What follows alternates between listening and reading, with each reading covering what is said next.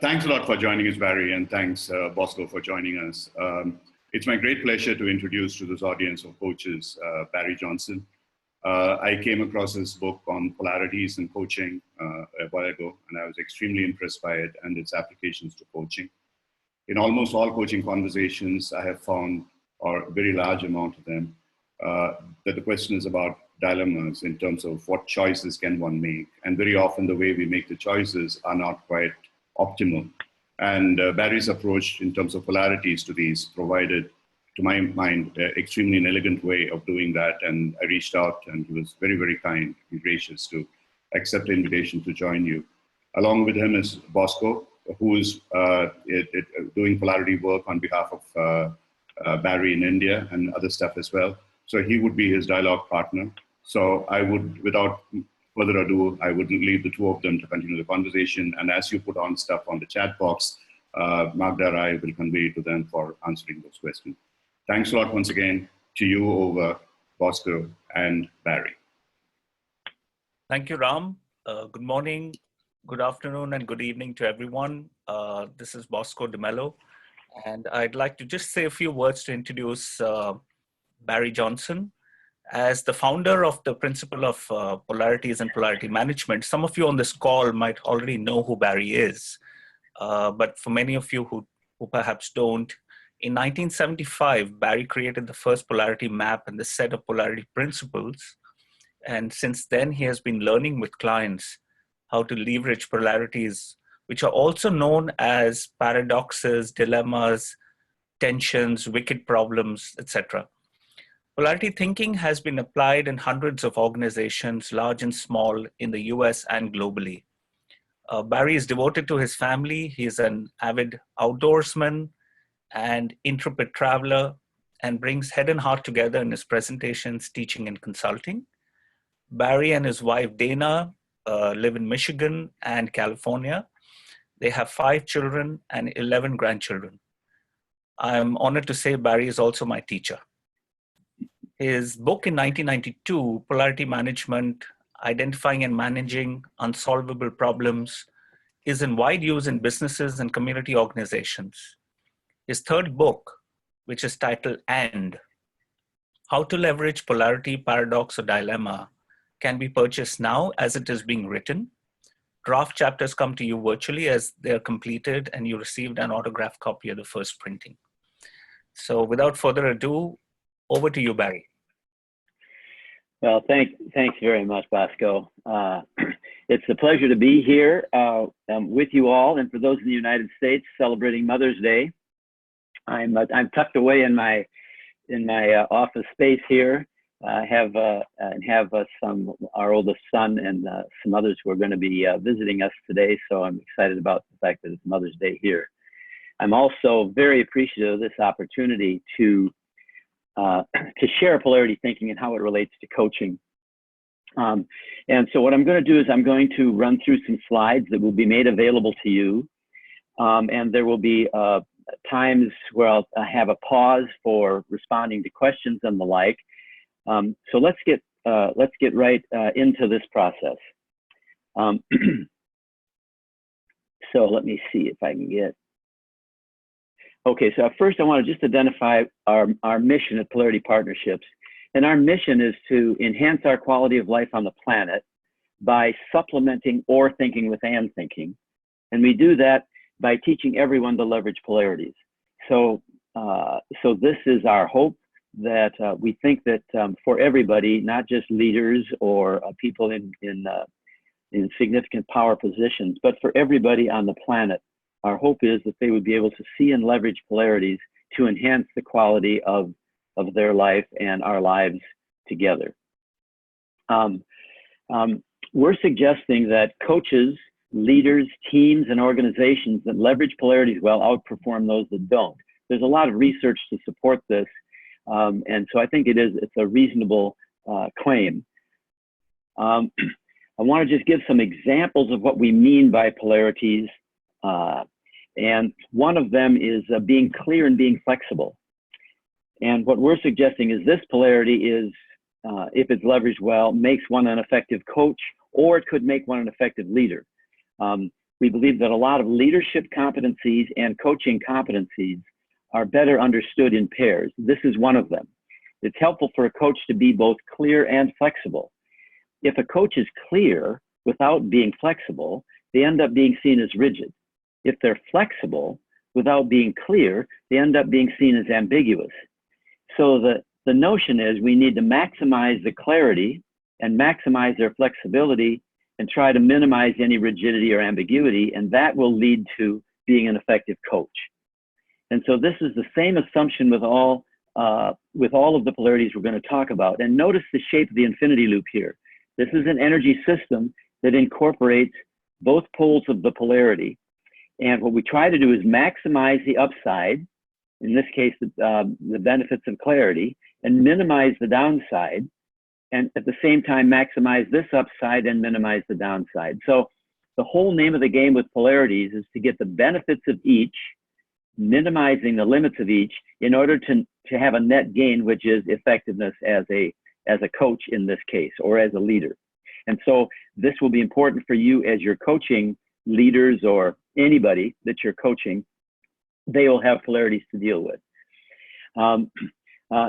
Some other examples of leadership polarities: being able to be visionary but also be grounded, being able to be directive, provide direction but also engage people in participation, paying attention to the task that it gets done and the relationships you have with the people you work with, decentralizing in order to have the various parts of the organization be responsive and agile, yet centralizing in order to coordinate the system. Also, organizations need to pay attention to the short term and the long term, to profitability and growth, to cost and quality, and to continuity and transformation or stability and change. So what you can see right away is that polarities exist at the individual level, at the organizational level, and they also exist at the national and international level. So they're highly scalable. So when we look at coaching itself, coaches that leverage the International Coaching Federation core competencies polarities well are more effective. Now, the core competencies that are listed in within the International Coaching Federation are listed not as pairs. I think it would be helpful to do so, but they are listed as a whole set of important core competencies. What I'm suggesting is that if those core competencies were laid out in pairs, it would enhance the effectiveness of the coach. So we're not dismissing any of the competencies. We're saying that pairing them up can have a real benefit. So for example, effective coaches are able to challenge, and they're also able to support, and that leads to effective coaching. And this shows up in the core competencies. Challenge and support both show up. Also, being self-assured and being humble. Being self-assured is great, but if you're self-assured without being humble, you can be seen as arrogant. If you're humble without being self-assured, you can be seen as wishy-washy. So what we need to be able to do to be an effective coach or an effective leader is to be self-assured and also be humble, and that leads to being an effective coach. And another example is the coach is a resource and the coachee is a resource. As a coach, one of the things you're doing is making sure that you're bringing your resourcefulness to the table, but also tapping into the coachee as a resource to support them in their moving forward in what's important to them. One other thing I want to just say about coaching and polarities is that the coaching setting, the one-on-one setting, is the easiest place to apply polarity thinking, because when you create a polarity map, which we'll get to in a minute, the polarity map is always a values and language clarification process. And in coaching, the map that you create with the coachee only needs to work for him or her. So it makes it much easier than trying to get a polarity map generated that works, for example, for a whole organization. And I'll show you an example of that as we move ahead. So this is the easiest place and the best place to actually begin learning to apply polarity thinking is in a one-on-one coaching setting. So we're going to talk about 3 coaching applications in this session. The first one is supporting coaches in leveraging ICF's core competencies as polarities. The second is as coaches, supporting coachees in seeing and leveraging their own individual polarities. These may be personal polarities, like work and home, or they may be larger organizational polarities, or polarities in their leadership, or they may be supporting coachees in seeing and leveraging the organizational polarities that are important to them. So in all of these areas, we think that a polarity lens can be useful to you as a coach, to coachees for themselves individually, and to coachees in terms of their organizational polarities that can help with. So in summary, polarities are interdependent pairs, also called paradox, dilemmas, and tensions. They are energy systems in which we live and work. We live in them and they live in us. So for those who aren't familiar yet with polarities, I'm going to give a couple of examples of what we mean by this. One simple metaphor about all polarities is activity and rest. Now notice all of us are always we live in the polarity of activity and rest. We can't go someplace outside of activity and rest and decide whether we want to be involved in activity and rest. We're just in it as long as we're alive. So we get up in the morning and we're active, we get stimulated and challenged. We get the benefits of activity, which is to be stimulated and challenged. But if we just focus on activity and don't give ourselves any rest, this system moves to the downside of that pole, the limits of that pole. So we become tense and overwhelmed or burned out. And the natural response when we experience the downside of one pole is to move to the upside of the other pole. So we go home, we get some rest, we get relaxed, rejuvenated, we get those benefits. But if we just go and rest and get, lay in bed forever, what happens is we get the downside of that pole. We have boring and loss of energy.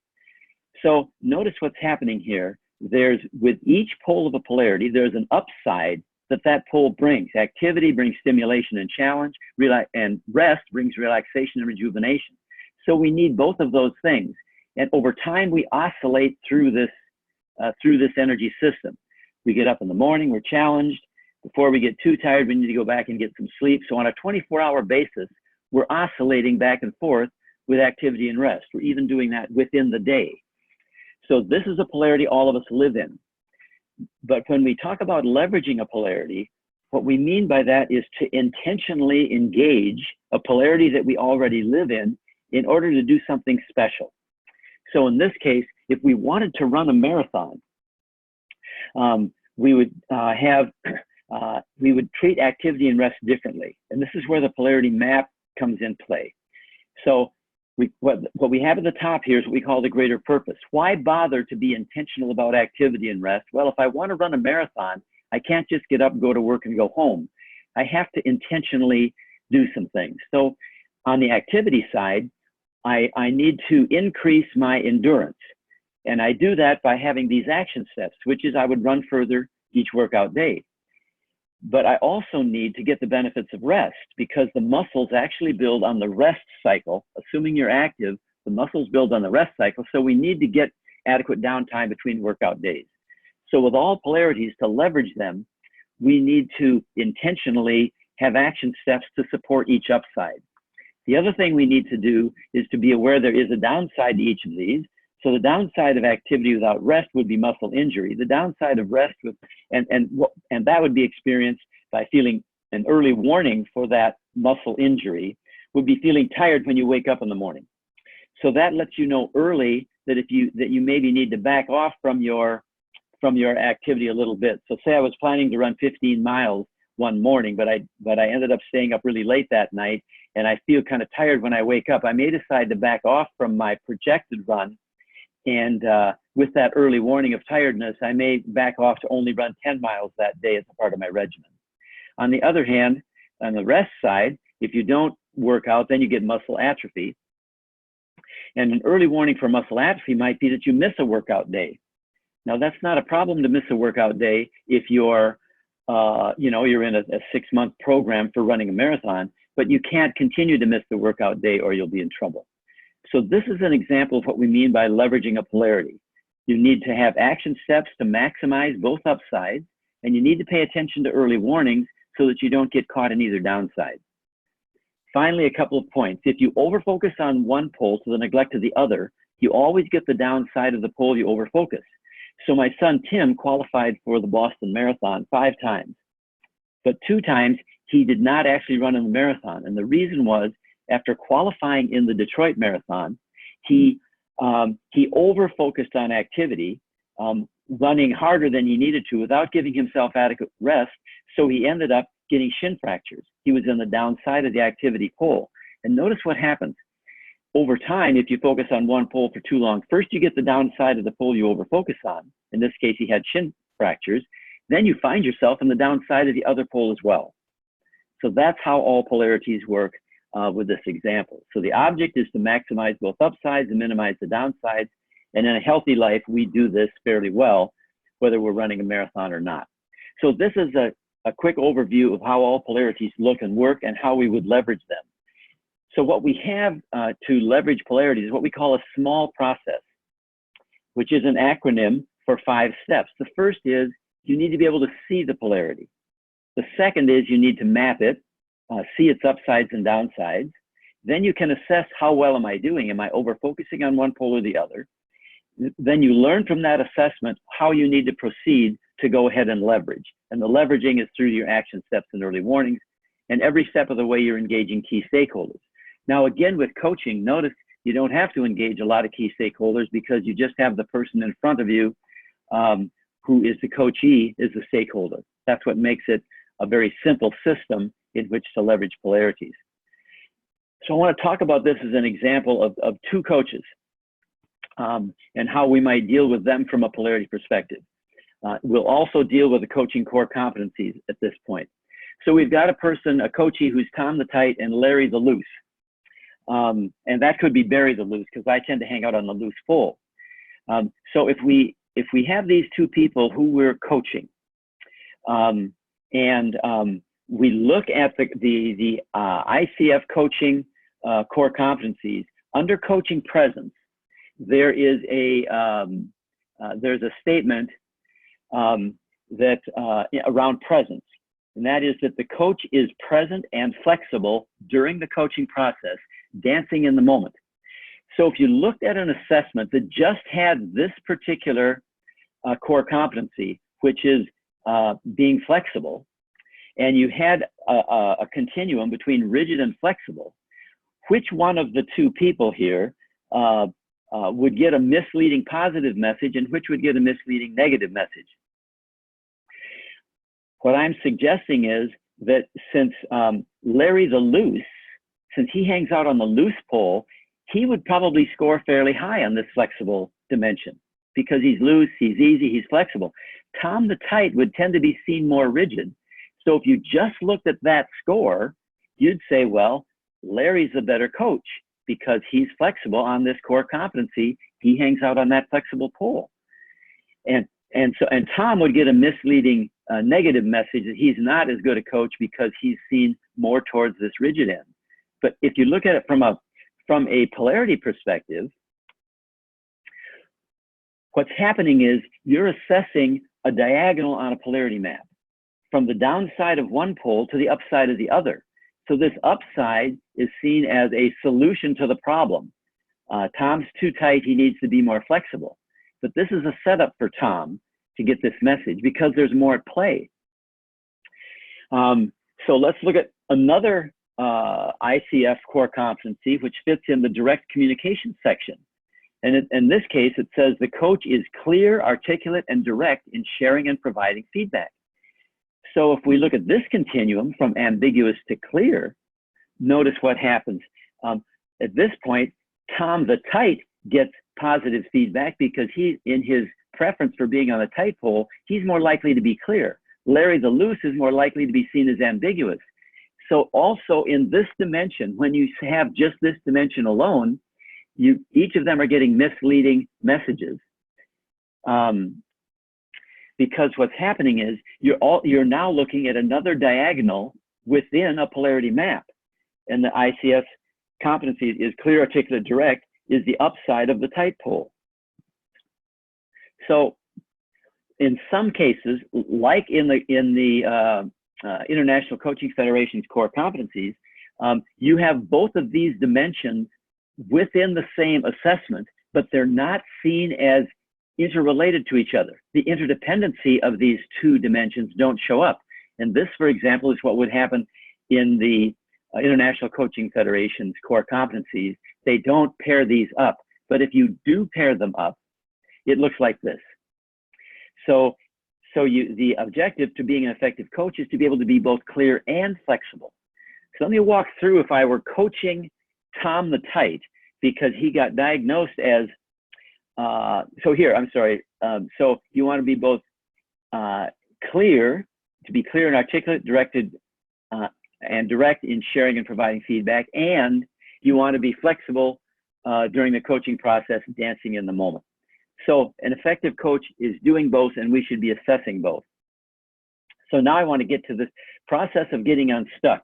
If I were coaching Tom the Tight, and he got feedback that he's seen as rigid during the coaching process, and he seems to get stuck in the moment. What the core competency would advocate for in ICF is he needs to be more flexible during the coaching process. He needs to be able to dance in the moment. So we'd want him to move from being rigid to more flexible.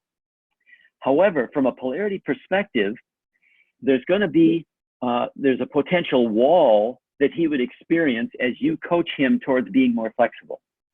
And this wall is based on another part of the polarity map, which is, by the way, another core competency that is not being articulated. In this case, is clear, articulate, and direct in sharing and providing feedback.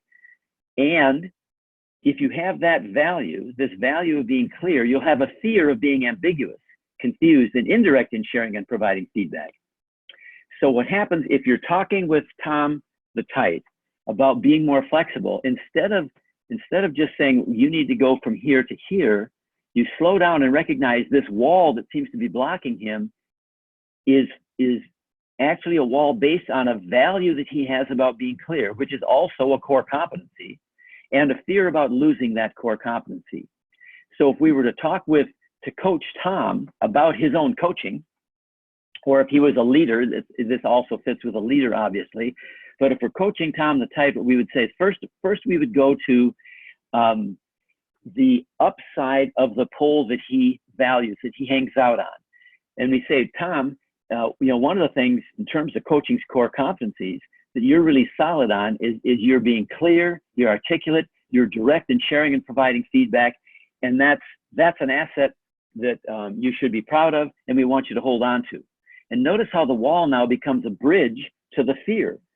Given your desire to be clear, I can understand how you would be concerned about being ambiguous or confusing, and certainly don't want that to happen. And I don't want that to happen either. At the same time, the question is there a way that we could experiment with you being exploring some flexibility in your coaching process? And can we do that in a way that would continue to hold on to your clarity and articulateness and directness in order for you to be a more effective coach? So this is what we call the getting unstuck process in polarity thinking, and which can be used in coaching around any polarity. So the first thing is to recognize that it is a polarity, and then to be able to support and work with your coachee in moving through that polarity map, which affirms both upsides of the map. And you can get into action steps and early warnings as a part of that process. So I'd like to just open it up for some questions and see where we're at with that before I get into an organizational story for you.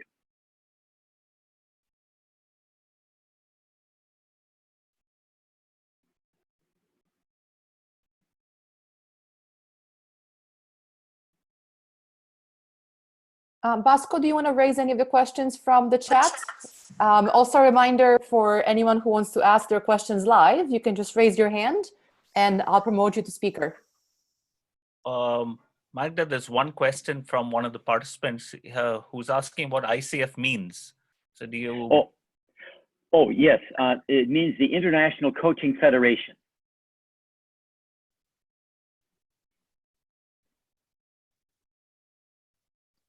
I guess if there aren't, Bosco's been pretty good at answering questions within the chat. So if there's no new questions, Okay. let's Good. move on. There's a question here, Barry, which I'm going to toss over to you. One of the participants is asking, how do we manage the tussle that goes on in your head? I'm assuming they mean as a coachee, as a coach during the coaching conversation. So how do you manage the tussle that goes on?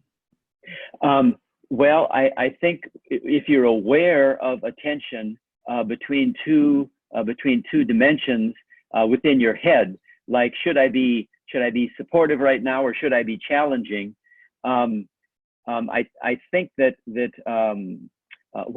what is important is which of those two is most important at the moment. So you make a decision. Right now, it feels like there's a need to challenge the assumptions or the position that the coachee is taking, or it might be that what the coachee really needs is some support for where they are and who they are, with challenge coming later.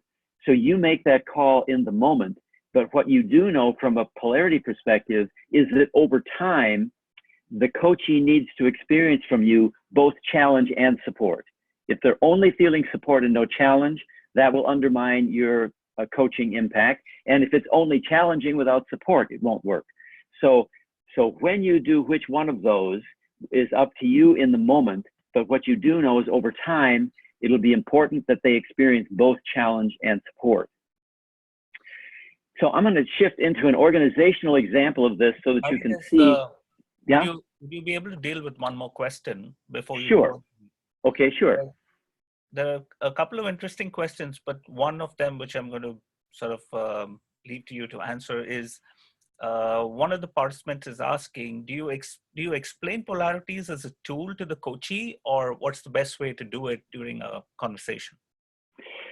Yes, I think it is helpful to explain a polarity to a coachee, and you can actually, if you're on the phone with them, for example, you can just have them take out a piece of paper, and you can just describe what a polarity map looks like. Just put a big X on the page and put an and in the middle of the X, a vertical line and a horizontal line, and then you can start exploring with them. A lot of it's very easy for people to catch on around a tension they're dealing with, and if it's a polarity, it'll be helpful for them to do a map, and they can do it, real quickly. If you're sitting with them, if you're in a room with them, then you can look at the same page together. You can create that map together with words that work for him or her as you're building it, and you can also, by the way, you can actually get up on the floor and put an X, put the paper on the floor with the X in it, and have them physically walk to the different places as they're creating content. Physical involvement in the process can be very helpful. So all those options are available to you as a coach. Okay, Barry, there are some other questions, but I know you'd like to share the organizational example. So why don't you go with that? I'll note down some of these questions and share them with you after you finish. Okay, great. Just a reminder that the process is seeing, mapping, assessing, learning, and leveraging, the small process. So this is an example that I'd like to share with you. I'm invited fairly regularly to go to the Naval Postgraduate School in Monterey, California, to work with executive naval officers, senior naval officers. And one time when I was going there to make a presentation, David Wenegren, who at that time was the Chief Information Officer for the U.S. Navy, he was going to come in the day before I was doing a day on polarity thinking. He was coming in to talk with the senior officers. And Barry Frew, the retired naval officer who invites me to Monterey, said, "Barry, can you come in early because I'd like you to meet our Chief Information Officer for the Navy the day before you do your presentation." So I came in early. I sat in the back of the room in the latter part of the afternoon, and then we went out to dinner together. And so I'm sitting with David Wenegren and about 4 other naval officers at a round table in the dining at a restaurant. And the naval officers, since they knew that I'd been introduced as the guy doing the polarity stuff the next day, they politely asked me to share something about polarity thinking. So I shared a couple of things, and they started asking questions and ended up just asking me questions and me responding to questions for the whole meal. And Barry Frew didn't say a thing. I mean, David Wennergren didn't say a thing. But at the end of the meal, he said, "This is so interesting. I would love to be at this workshop you're going to do tomorrow, but I've got to fly out at 6:30 in the morning. I've got other commitments. But could I give you a call?" And I said, "Sure, that would be wonderful." So about 2 months later, I get a call from the Pentagon, and he had now been moved to, been promoted. He was the Deputy Chief Information Officer for the whole Department of Defense of the United States. And as he was in his new position, going around listening to people about what are the issues, what are the concerns, to better understand what he needed to deal with, he said, "Barry, there's two groups that are just fighting with each other within the Pentagon." And he said, one group says, "We need to have good information sharing. If we don't have good information sharing, we'll have another 911 incident, which was a problem because we didn't have good information sharing. We can't serve and protect our country without good information sharing." He said, "There's another group that they're fighting with. They're saying we need to have information security. If we don't have good information security, then the enemy can get information and can get information we don't want them to have, and we can't serve and protect without information security." And he said to me over the phone, he said, "Barry, these two groups are trying to protect the country from the other group." He said, "I don't think we are serving and protecting by this fight. Could this be one of those polarity things you talked about a few months ago?" And I said, "Yes, I think so, sir." And he said, "Well, would you come out with Barry Frew?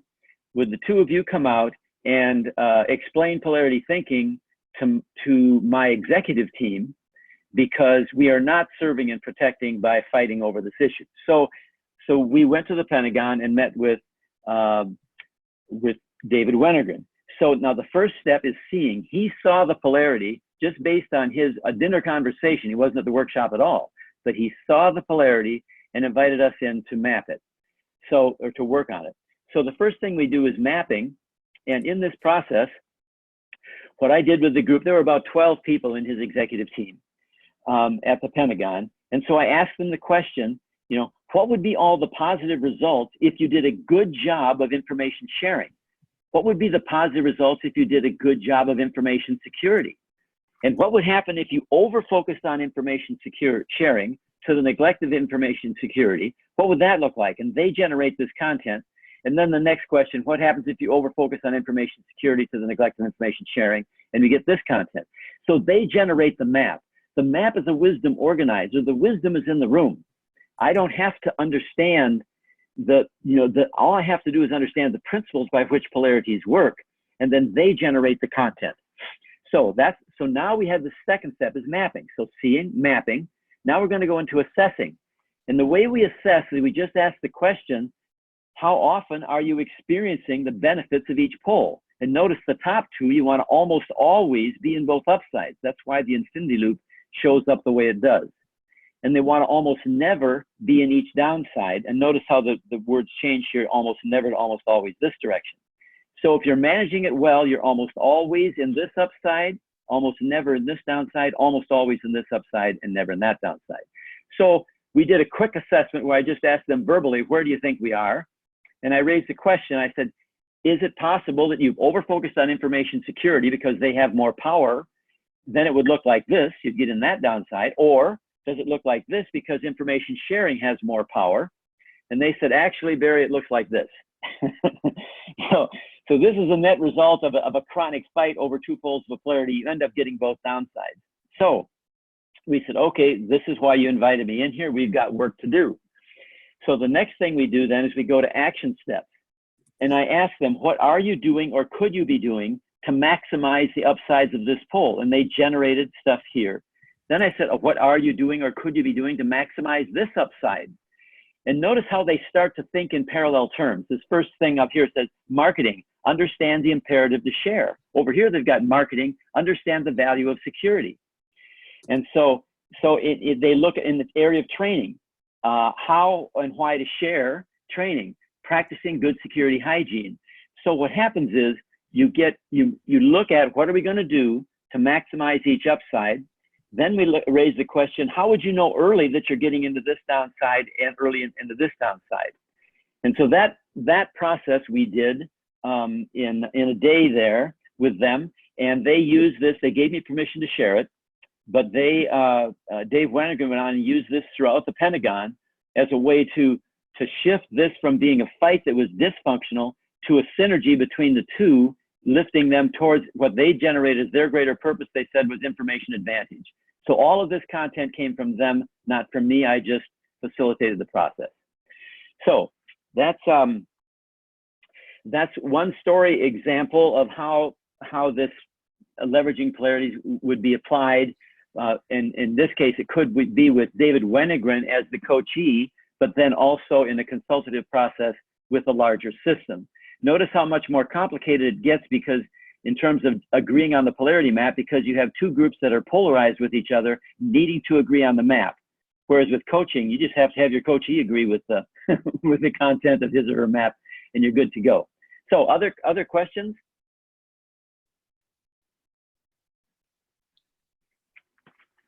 Barry, one of the participants was asking about coupling the key ICF competencies as polarity pairs, and I volunteered on your behalf that we would be happy to share a paper which shared some insights on how we could look at the ICF competencies in pairs. Yeah, yes, and there are a bunch of them. I mean, they're right there. It would just be, I think, useful to be to have them intentionally laid out as pairs. It would really support the development of our coaches to have them see various core competencies from a both and perspective. Yeah. So that paper will be made available. Yeah, Cliff Kaiser and I wrote that in 2010. Yeah. There's another question that came up, Barry, which one of the participants made a comment that they feel this model requires a pretty mature coach. So could you please reflect in terms of the coach maturity, skills, and experience for the model to be effective?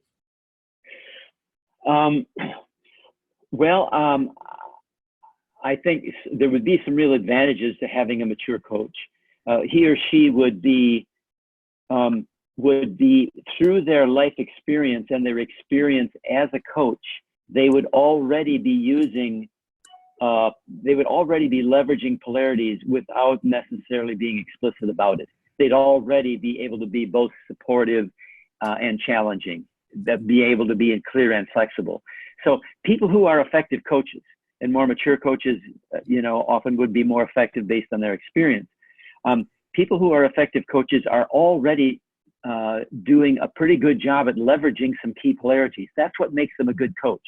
What can make them an even better coach, I think, is by being more intentional themselves about leveraging polarities and being intentional with their coachees about helping them do it. So I think the more maturity you have, the more likely it will come to you more easily. But I think even very young coaches can use this, I think, quite effectively. And you're really relying a lot on the coachee to help you, because it's like they're creating the map for them. You're supporting them in creating the map. So you're asking the questions and they're answering the questions about what language would work for them as you're doing the map. I think that they wouldn't need much more training in coaching, but they would need, I think, some support in training in leveraging polarities, and that's available for those who want it. Okay, Barry, many of the coaches here use different models and different approaches to coaching. Yeah. Many of them are experienced coaches. Some of them are relatively new. Mm-hmm. So just, explicitly, what is the difference? What's the force multiplier that using a polarity approach could make to the outcome of a coaching conversation?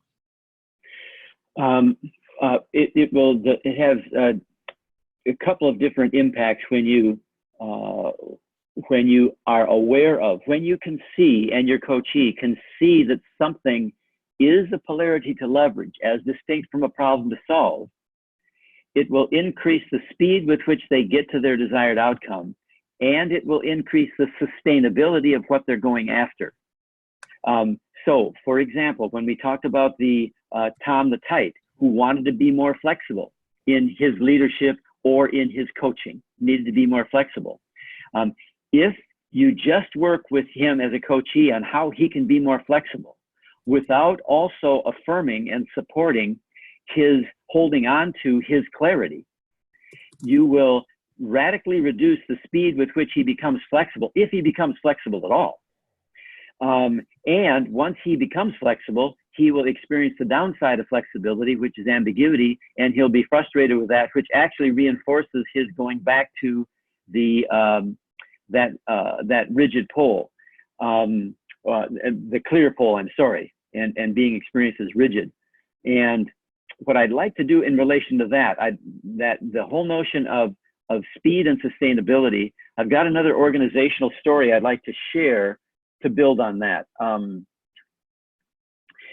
this is the situation with this arrangement. I was on the phone with 3 people from a large company that knew about polarity thinking, and they wanted me to come in and spend a day with their folks. There was about 200 people that were coming in.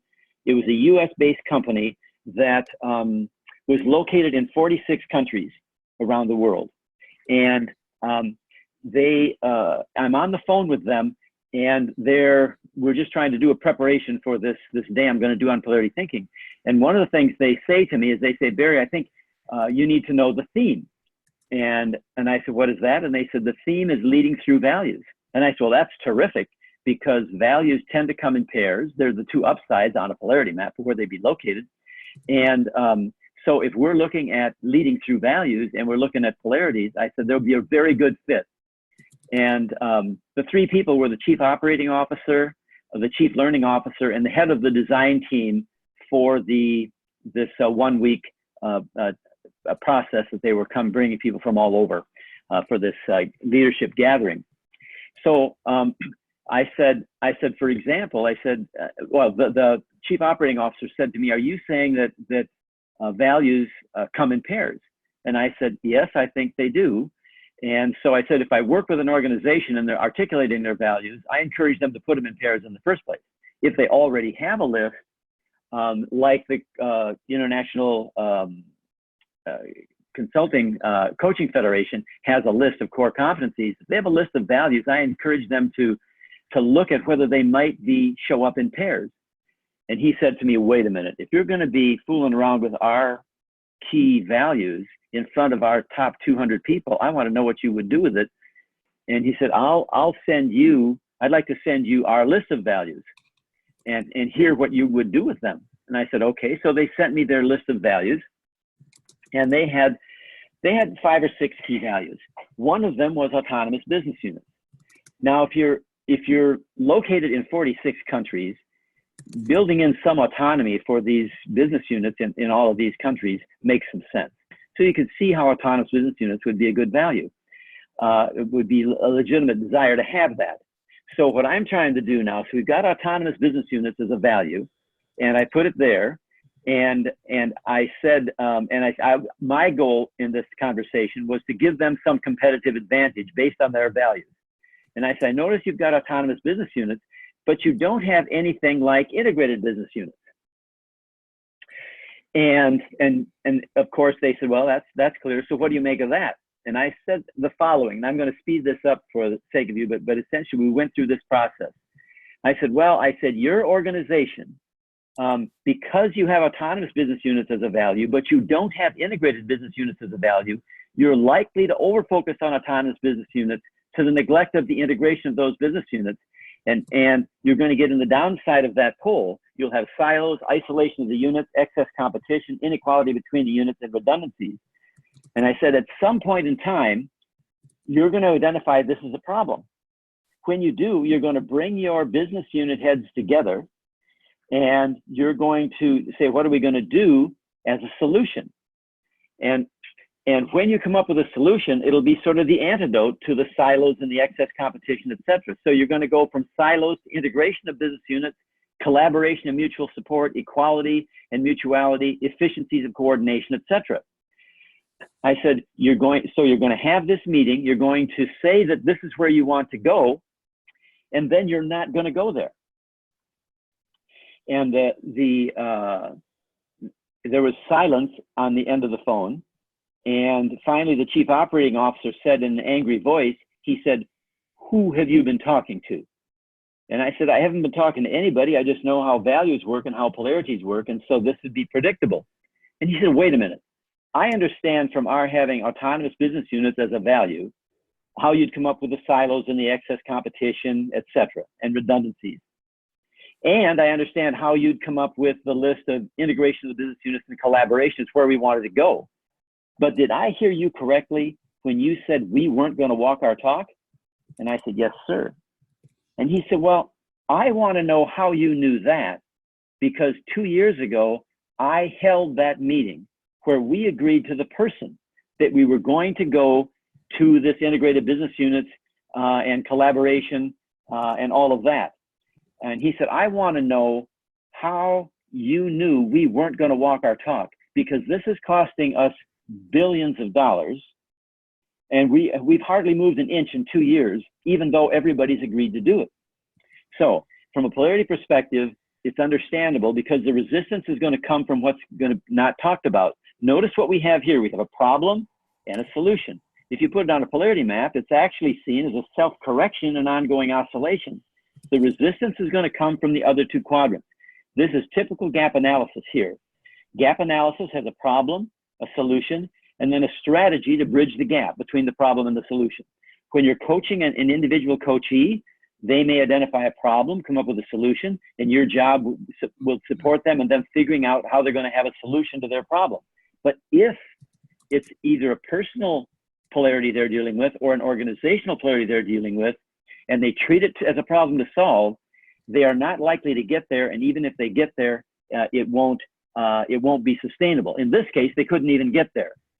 So what we did next was, I said, we looked at what would be the values and the fears that were getting in the way. Remember that roadblock getting in the way of them doing this. On the values side, it would be, why did they have autonomous business units as a value in the first place? Well, for all sorts of good reasons. When you have autonomy in your business units, you can have entrepreneurial initiative, speed and responsiveness, business unit freedom and innovation, and business unit recognition. If you value this at 99 on 100 scale, you'll be afraid of this at 99 on 100 scale. You'll be afraid of bureaucracy and red tape, slow and unresponsive, excess conformity and lack of innovation, and lack of unit recognition. So what they needed to do, and what we did with all 200 people, is we, in table groups of 6, everybody generated this map with autonomous business units and integrated business units. They all filled in the content, and then they looked at action steps for the upside of each pole and the downside of each pole, and that became the whole focus. So a couple of key points here. In response to what's the value add when you can see, when you stop treating something as a problem to solve, if in fact it's a polarity, and start treating it as a polarity. The first is that every change effort is a part of an infinity loop energy system, and a polarity energy is at play. Secondly, if you treat a polarity as if it were a problem to solve, you'll reduce the attainability of what you're going after. You'll slow down the process by increasing the resistance. And even if the resistance is overcome, and this resistance, by the way, could be internal to the coachee, he or she is afraid of something, the goal of the change is then inherently unsustainable, because you can't just shift to the other pole. It won't be sustainable. If you want to guarantee the failure of a change effort, tie it to one pole of a polarity. If you want success, tie it to both poles. And a couple more points.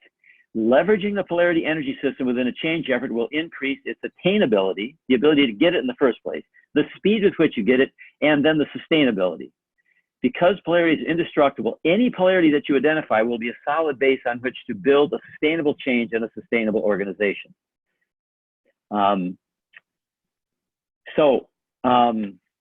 Other questions?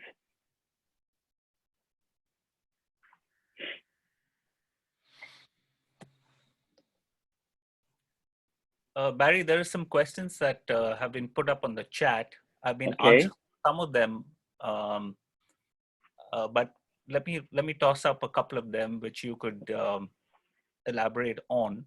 Okay. Here's an interesting one, which says that in a corporate or group setting, when you Mhm. don't have a senior leader already identifying the polarities, where do you start in getting everyone to name and agree on the polarities as the focus? Well, that's a great question. What I think we need to do is we need to first listen ourselves and be useful by sharing a polarity that might be showing up real clearly, and then expand thinking. So instead of trying to expand thinking, I mean, hopefully it'll be useful. The order, I think, is really important to just listen. I'll give you a quick example of this. I was called up by David Mullen, who was the director of organizational development at Intel of Ireland. And he said, Barry, I love your book. And he said, yeah, about a year from now, my executive team is going to demand that we bring you to Intel of Ireland. And I said, they are? And he said, yeah.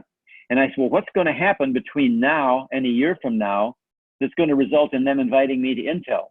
He said, well, I sit in on the executive team meetings. I'm going to listen for when there's an obvious polarity that shows up. It's obvious to me, this is a polarity. They're trying to centralize, they're fighting over decentralization or centralization, or they're fighting over short-term, long-term, some kind of polarity fight. And I'm going to say, this looks like something where we probably can do both, even need to do both. And it will make a contribution to the tension, addressing the tension that's in the room, that's in the immediate need. And they'll find it useful. And that we can both be right somehow, and we need to get the best of both. How do we do that? Might not even call it a polarity the first time around. Then I'll wait till another thing that's a real obvious polarity to me, and I'll share with them again. I think this might be another one of those things. I call them polarities, or they're called polarities in literature.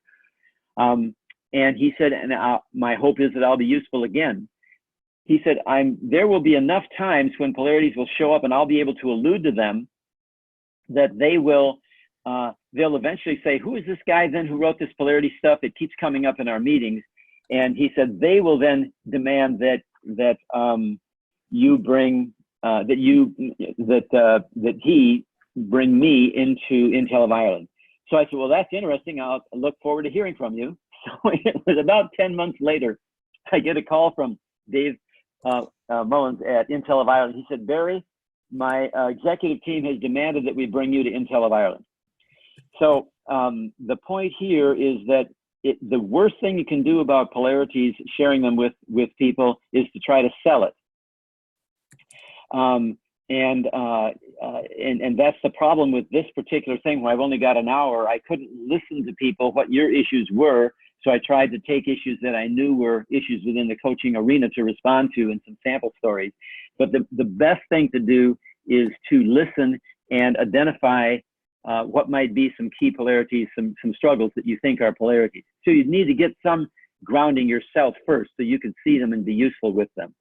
The other thing is you can introduce the concept of polarities by using things like inhaling and exhaling and activity and rest to get some an area of appreciation for the phenomena that doesn't include something where there's a big fight going on and people are identified emotionally to it. Okay, Barry, we have only 5 minutes left, and there are a couple more questions, but Michael Okay. Cullen has a question, so I'm going to invite him to ask the question on video. Okay. Hi, Barry. Hi.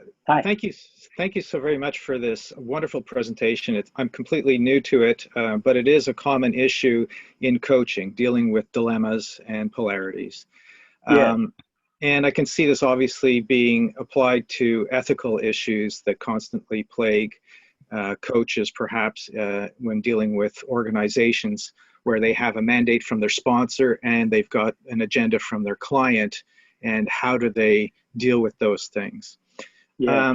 I don't know if it's in your book or in your paper, but I'm just wondering if you can just give me a quick synopsis of how you establish the XY axis. I see you have positive on top, negative on bottom, and opposing views on either side. I'm just wondering how you came up, for instance, with that values quad and the fears quad after you discussed the diagonal. Is there a process that you go through? Yes, and actually there are two sets of values. So both upper quadrants are values, and then the diagonal lower quadrant is the fears. So if I look at this one, for example, just so that you can see it. The valuing on administrative leadership and entrepreneurial leadership. This is another story. Won't have time to tell you about complex adaptive systems, but administrative leadership values efficiency and results and exploitation, where entrepreneurial leadership focuses on leading innovation and growth. On learning, innovation, and growth. So this is a value and this is a fear. And that's the point of view of the administrative leadership, is they value this and are afraid of this. Entrepreneurial leadership values this and is afraid of this. So when we establish it, we ask people the questions. We name the poles that need to be both either neutral or positive, and then we look at positive results, and the key stakeholders are involved in generating that content, and they agree on what the greater purpose is, which shows up here. Is that answering your question, or am I off?